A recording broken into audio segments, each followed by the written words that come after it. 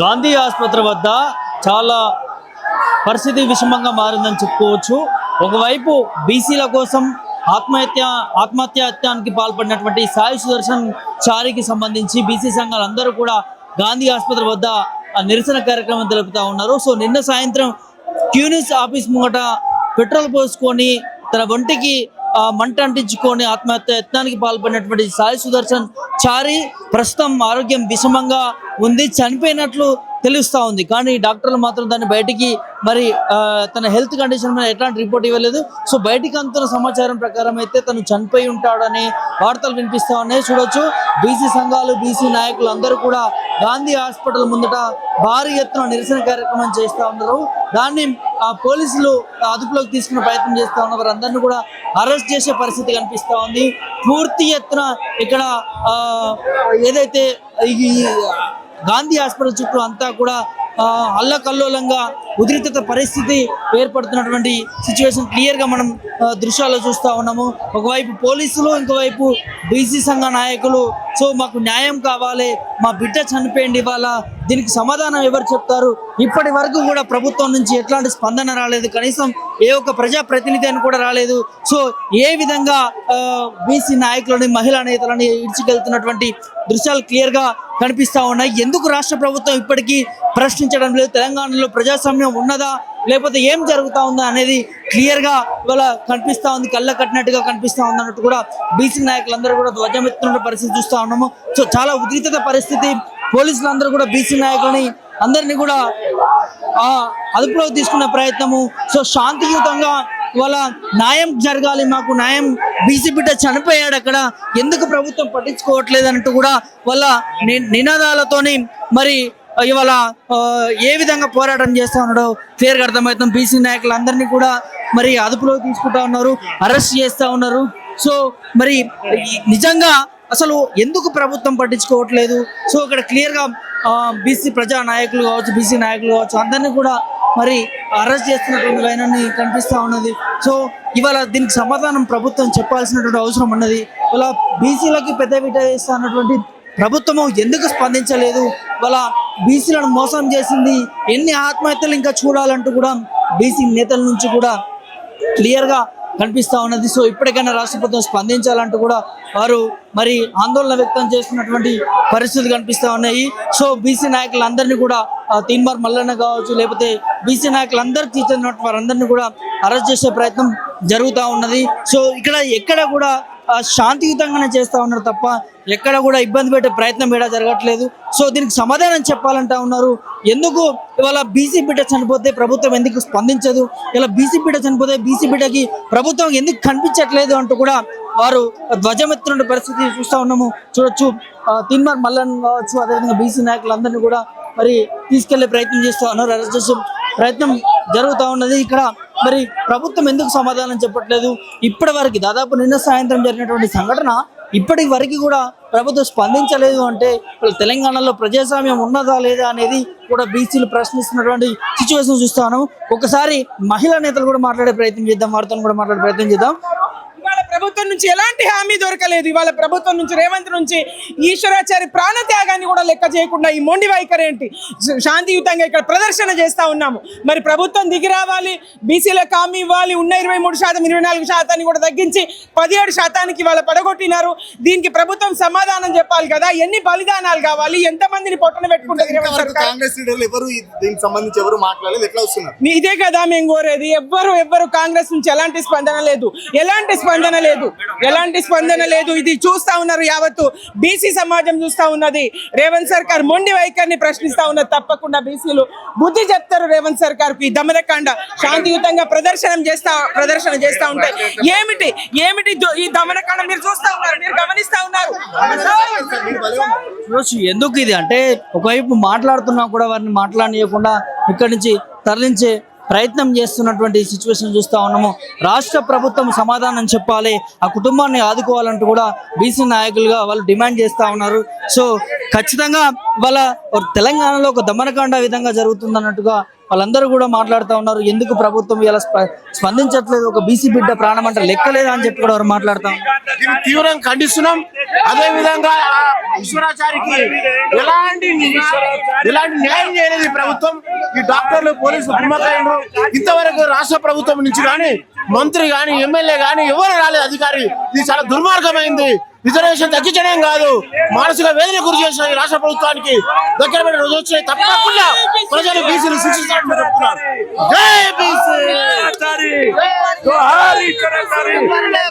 ఎక్కడికక్కడ రాస్తారోకలు చేయండి, నిరసనలు చేయండి, ఎక్కడికక్కడ పోరాటాలు చేయండి, ఉద్యమాన్ని ఆపేయలేదు.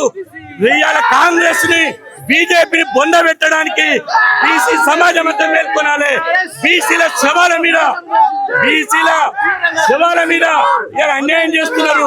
ఎట్టి పరిస్థితుల్లో ఆయన కాంగ్రెస్ ఈశ్వరాచారి అమరవీరుడు.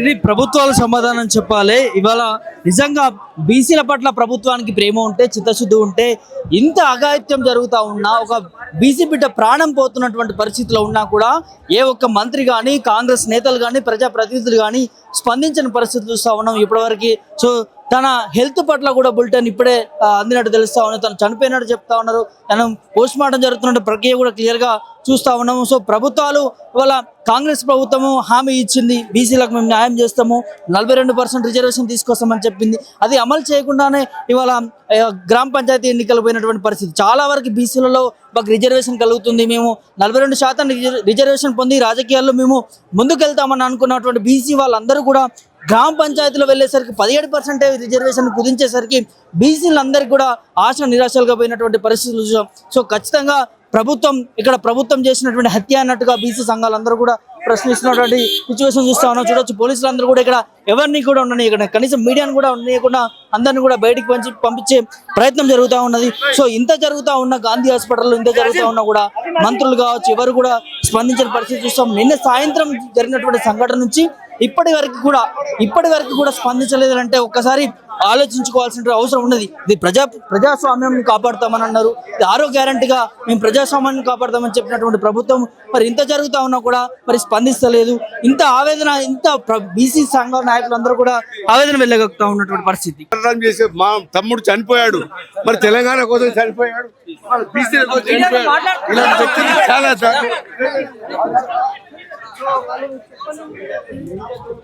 ఇది మీడియాతో కూడా మాట్లాడించకుండా, అంటే ఇక్కడ ప్రజా గొంతుని, బీసీల గొంతుని నొక్కేసే విధంగా కూడా మరి పోలీసులు చేస్తూ ఉన్నారు. అంటే ఎక్కడి నుంచి వీళ్ళకి మరి ఫోన్ కాల్ వచ్చిందని అంటూ ఉన్నారు బీసీ సంఘ నాయకులందరూ కూడా. ఎందుకు ఈ విధంగా మరి చేస్తూ ఉన్నారు అన్నట్టు కూడా, అంటే కనీసం వారికి మాట్లాడించే స్వేచ్ఛ కూడా ఇవ్వకుండా వాళ్ళ ఇక్కడ పోలీసులు చేస్తూ ఉన్నారు. అంటే ఖచ్చితంగా అంటే వాళ్ళ బీసీల మీద ప్రేమ ఉన్నటువంటి చెప్పుకుంటున్న ప్రభుత్వము వాళ్ళ ఈ విధంగా దమనకాండకు మరి ఎందుకు తెరలేపుతా ఉన్నది, బీసీలకి ఎందుకు న్యాయం చేయలేకపోయింది? వాళ్ళ ప్రభుత్వం తెలంగాణలో కాంగ్రెస్ ప్రభుత్వం ప్రజాస్వామ్యాన్ని కాపాడుతుందా? మరి ప్రజాస్వామ్యం ఎక్కడ ఉందంటూ కూడా బీసీ నాయకులందరూ కూడా ప్రశ్నిస్తూ ఉన్నారు. నిన్న సాయంత్రం జరిగిన సంఘటనకి ఇప్పటి వరకు కూడా ఎవరు స్పందించలేదు. ఎందుకు స్పందించలేదు అంటే ఏ ఒక్క ప్రజానాయకుడు కూడా ఇలా స్పందించలేదంటే క్లియర్గా అర్థమవుతా ఉంది. ప్రజాస్వామ్యంలో బీసీల ప్రాణాలంటే లెక్కలేదా ప్రభుత్వానికి అంటూ కూడా వారు మాట్లాడుతున్న సిచ్యువేషన్ కూడా క్లియర్గా చూస్తా ఉన్నాం. ఒకసారి వారితో మాట్లాడించే ప్రయత్నం కూడా చేద్దాం. చెప్పండి సార్, ఎట్లా చూస్తారు? బీసీల మీద ఇప్పటికే కాంగ్రెస్ ప్రభుత్వము మోసం చేస్తూ ఉంది, తడి బట్టతో గొంతుకొస్తూ ఉంది. ఇవాళ సాయి ఈశ్వర్చారి చనిపోతే ఇప్పటి వరకు కూడా డెత్ సర్టిఫికేట్ కానీ వాళ్ళ కుటుంబానికి తెలియజేయకుండా దొడ్డిదారిన గాంధీ హాస్పిటల్లో సూపరింటెండెంట్ గారు లేకుండా పోలీసు వాళ్ళు డెడ్ బాడీని తీసుకొని దొడ్డిదారిన తీసుకుపోతా ఉంటే బీసీ వాదులు, ఉద్యమకారులు, అన్ని కుల సంఘాల వాళ్ళు అడ్డుకోవడం జరిగింది. ఆ తర్వాత సూపరింటెండెంట్ ధర్నా చేసే సూపరింటెండెంట్ వచ్చి 12:50 సాయి ఈశ్వరాచారి చనిపోయిండని అప్పుడు చెప్తా ఉన్నాడు. డెత్ డిక్లరేషన్ లేకుండా ఏ డాక్టర్ లేకుండా ఎందుకు ఇట్లా చేస్తూ ఉన్నారు? బీసీల మీద ఈ దౌర్జన్య కాండ ఎందుకు? ప్రాణాలు పోతుంటే మీకు చిత్తశుద్ధి లేదా? మీకు అర్థమైతే లేదా? దయచేసి మేము చెప్తా ఉన్నాము, 42% రిజర్వేషన్లు ఇస్తానేదే మీరు అసెంబ్లీలో బిల్లు పాస్ చేసిందే మీరు. ఆ తర్వాత మోసం చేసిందే మీరు. ఇవాళ గ్రామ పంచాయతీ ఎన్నికలు కూడా 17% ఇచ్చుకుంటా మీడియా తోటి మాట్లాడేయకుండా ఉద్యమకారుల మీద దెబ్బలు ఒక్కొక్కరిని తీసుకుపోయి కొడతా ఉన్నారు. పొద్దుటి నుంచి ధర్నా చేస్తా ఉన్నాము. మాకు ఏది కూడా కనీసము చనిపోయేదాకా కూడా హెల్త్ బులెటిన్ కూడా మాకు విడుదల చేయకుండా నానా హింస పెడుతున్నారు. బీసీల పైన ఈ ప్రభుత్వము ఇంత దౌర్జన్యకాండ, బీసీల ఉసురు దాకిన ఏ ప్రభుత్వాలు కూడా ఉండవు. మేము 100% చెప్తా ఉన్నాం. మోసం చేసే కుట్రపూరితంగా చేయిస్తుడు ఇది కరెక్ట్ కాదు.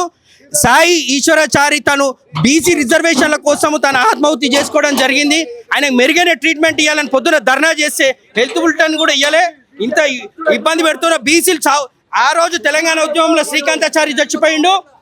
1200 మంది ఈ కాంగ్రెస్ ప్రభుత్వం వల్ల 1200 మంది విద్యార్థులు అమరులైతే కానీ అప్పుడు తెలంగాణ రాలేదు. ఇలా బీసీ రిజర్వేషన్లు కూడా బీసీలు చనిపోతేనే ఇస్తారా? మీరు ఏదో ఒకటి మీ స్టాండ్ ఏందో చెప్పండి. మేనిఫెస్టో మీరు ఎందుకు పెట్టిరో అర్థమైతే లేదు. ఆ రోజు పెట్టింది అదే సార్. మీడియాని అడ్డుకునే అది లేదు. బట్ ఇది మీడియాతో కూడా మాట్లాడని పరిస్థితులు కనిపిస్తా ఉన్నాయి. మరి ప్రభుత్వం మరి భయపడుతున్నదా బీసీలు అంటే? మరి ఎందుకు ఈ విధంగా ధోరణి? ఖచ్చితంగా సమాధానం చెప్పాలి, ఆ కుటుంబాన్ని ఆదుకోవాలంటూ కూడా బీసీ సంఘ నాయకులందరూ కూడా పోరాటం చేస్తున్నటువంటి సిచ్యువేషన్ చూస్తూ ఉన్నాము. సో నిజంగా అంటే ఇవాళ అంటే ఒక్కసారి క్లియర్గా మనం చూసుకున్నట్లయితే స్థానిక సంస్థల ఎన్నికలకు సంబంధించి 17% రిజర్వేషన్ని కుదించడంతో ఇదంతా కూడా బీసీల్లో ఒక ఆందోళన చేకూరింది. అంటే ప్రభుత్వం 42% రిజర్వేషన్ కల్పిస్తామని చెప్పి ఇప్పుడు 17%కి రిజర్వేషన్ కుదించేసరికి వాళ్ళ రాజకీయ భవిష్యత్తు అంతా కూడా బీసీలది మరి గంగపాలు చేసింది ప్రభుత్వం అంటూ కూడా మరి చాలా మనోవేదనకు గురవుతున్నటువంటి సిచ్యువేషన్ క్లియర్గా కనిపిస్తూ ఉన్నాయి. సో మరి నిజంగా ప్రభుత్వంకి చిత్తశుద్ధి ఉందా అంటూ కూడా ప్రశ్నిస్తా ఉన్నారు. ముగ్గురు పిల్లలండి, చిన్న పిల్లలండి, వాళ్ళని ఆదుకోవాలని చెప్పి మేము ప్రభుత్వం డిమాండ్ చేస్తున్నాం. తక్షణమే ఎన్నికలు కూడా ఆపాలి. తక్షణమే ఎన్నికలు ఆపి మరి ప్రభుత్వ పరంగా అన్ని విధాలుగా వాళ్ళని ఆదుకోవాలని డిమాండ్ చేస్తున్నామండి. ఇంతవరకు ఎవరు కూడా స్పందించలేదు. ప్రభుత్వం నుంచి ఒకరు కూడా రాలేదు. పొద్దున శ్రీనివాస్ యాదవ్ గారు, శ్రీనివాస్ గౌడ్ గారు మాజీ మంత్రులు ఇచ్చారు. ఇప్పుడు ప్రస్తుత ఎమ్మెల్సీ మస్తునాచారి గారు వస్తున్నారు తప్ప మరి ఆపోజిషన్ అధికార పార్టీ వాళ్ళు ఇప్పటి వరకు ఒక్కరు కూడా రాలేదు.